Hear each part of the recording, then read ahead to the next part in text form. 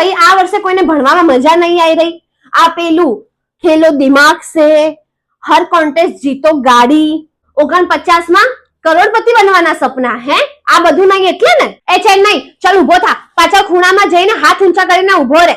જ્યાં સુધી પપ્પા નહીં આવે ત્યાં સુધી ભણવા નહીં બેસવાનું. લાગે આ વખતે તો છેલ્લેથી પહેલો નંબર લાવશો તમે લોકો. બેંગ્લોર આવો મારા સ્ટાર સ્ટુડન્ટ, આગળ આવીને બેસો અને બધાને શીખવાડો કે કેવી રીતે ભણાય.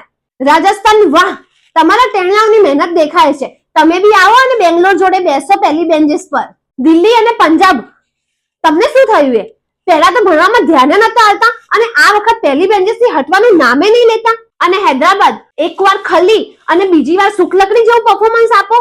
થોડું ભણવામાં ધ્યાન આપો, નહીતર સનરાઈઝ ની જગ્યાએ સનસેટ થઈ જશે. મુંબઈ તારું તો ટેન્શન છે જ નહીં, એક્ઝામ નું પ્રેશર આવશે એટલે તું ભણી જ લઈશ. ગુજરાત તું તો માથે પડ્યો, ઘરનો માણસ છે તું તો.